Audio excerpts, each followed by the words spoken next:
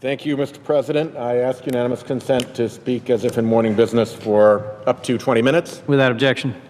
I'm here as regular viewers of the C-SPAN network know now for the 65th time every week that the Senate is in session to ask my colleagues here in the Senate to wake up to the realities of climate change that surround us. Here's what we know. We know that the oceans and atmosphere are warming. By the way, that's measurement, not theory. We know that sea level is rising. Again, that's measurement, not theory.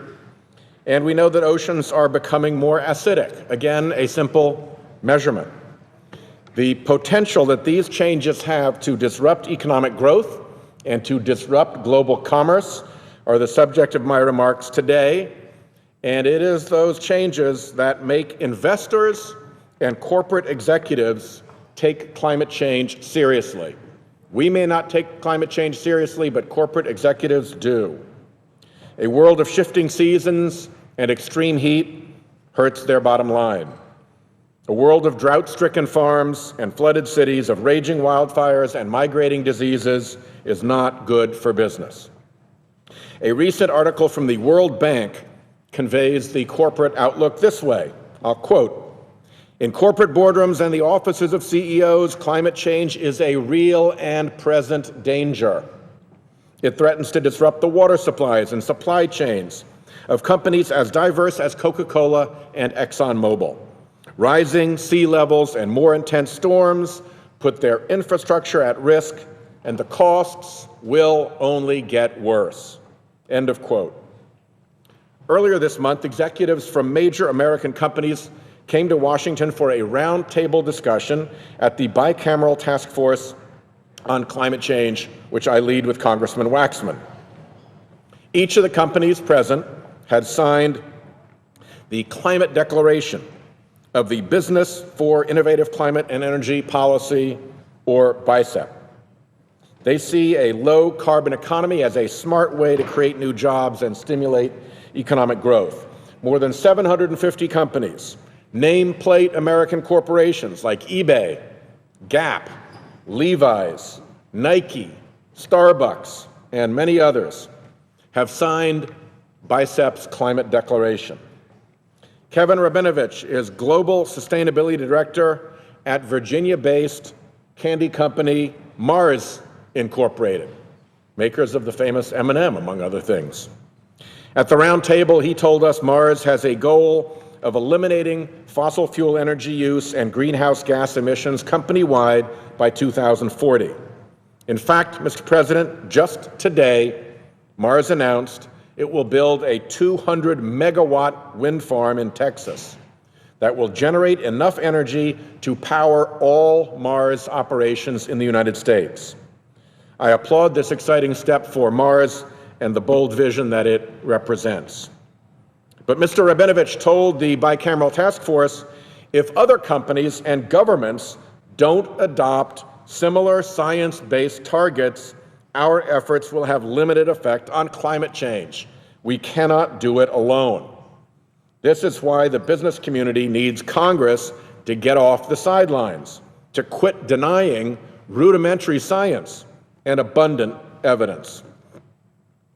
Improving energy efficiency reduces climate-altering carbon emissions, but it also, these businesses find, reduces operating costs.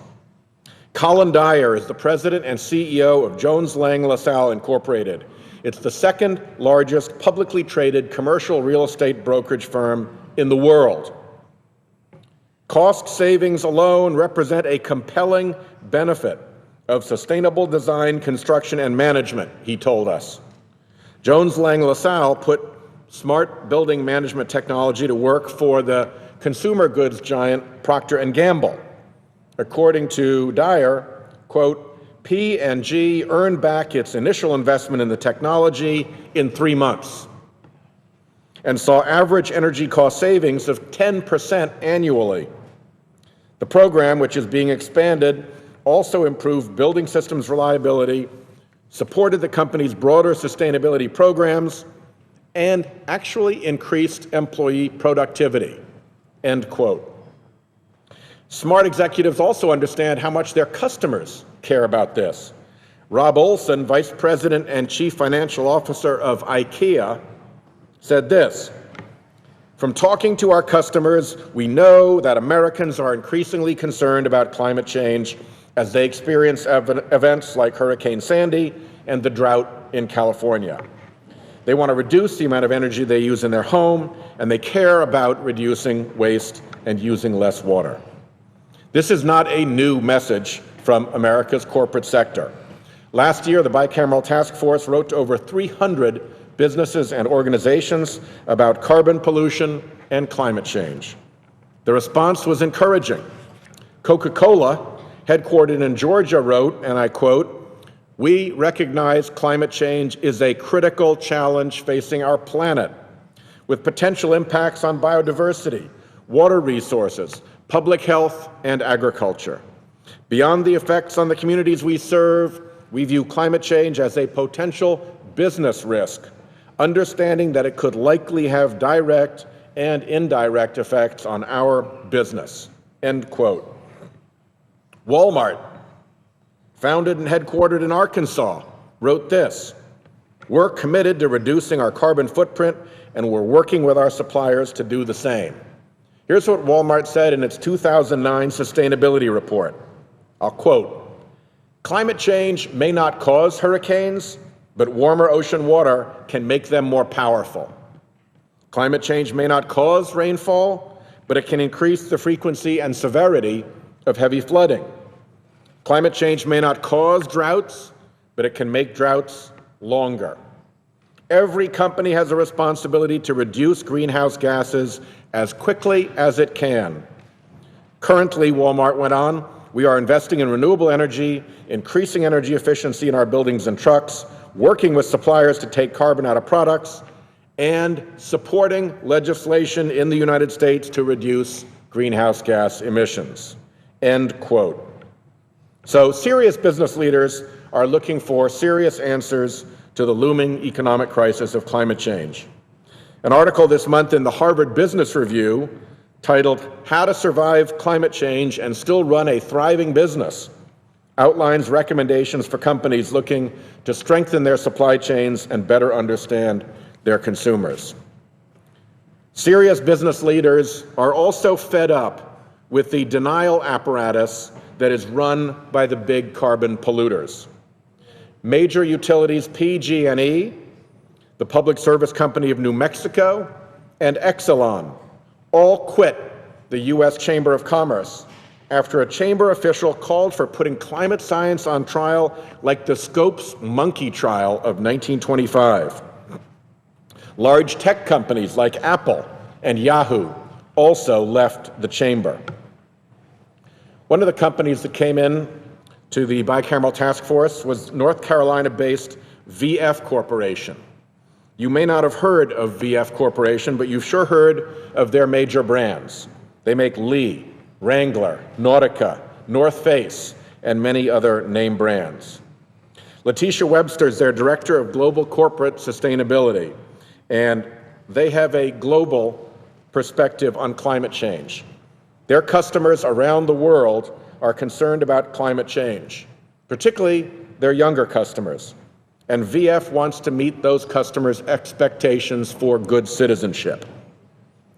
VF also needs cotton for all their clothing, and they're worried about climate disruption to the cotton supply chain. Quote, "Research tells us that continued climate change will make it more and more difficult for farmers to manage cotton crops and for companies to manage their supply chains."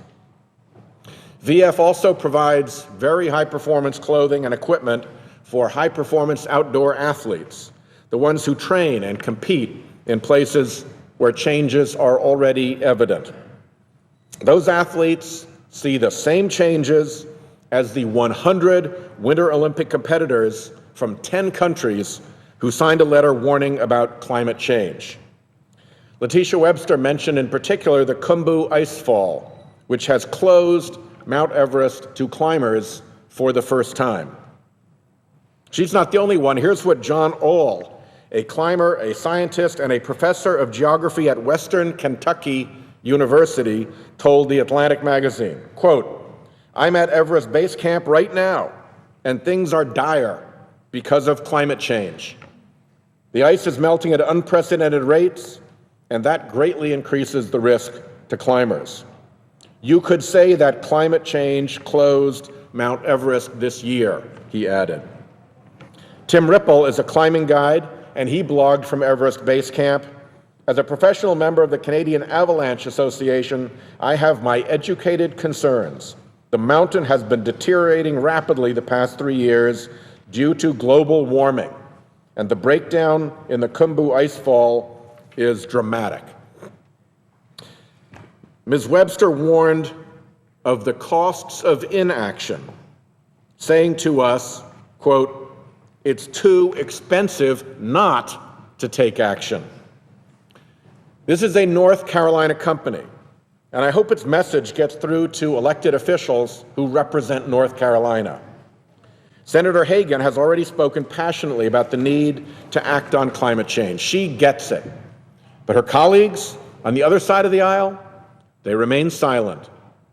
I visited North Carolina over the recess as part of a tour of the effects of climate change along the southeast coast. I flew out to where sea level rise is gnawing away at North Carolina's Outer Banks. I visited the Marine Science Facility at Pivers Island, where scientists from Duke University, University of North Carolina State, East Carolina State, and of course NOAA are studying various aspects of sea level rise in North Carolina and the effects of ocean acidification on microbes that form the basis of the food web. These are some of the world's leading scientists. They all know that these changes are driven by carbon pollution. There is no doubt. Unless North Carolina's elected officials think that their own universities are part of the big hoax that some of our colleagues talk about, they had better pay attention to what is happening on the North Carolina coast.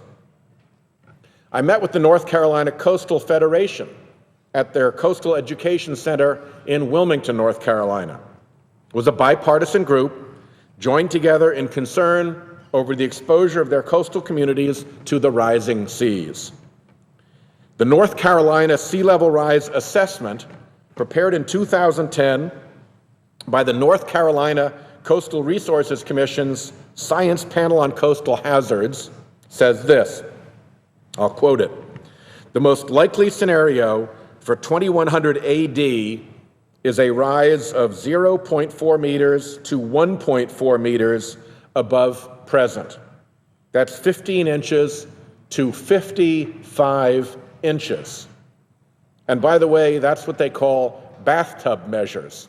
That doesn't take into account what 55 inches of extra sea will do when it's heaped against the shore by storm surge from a big tropical storm or hurricane. So I hope that their congressional delegation in Congress is listening.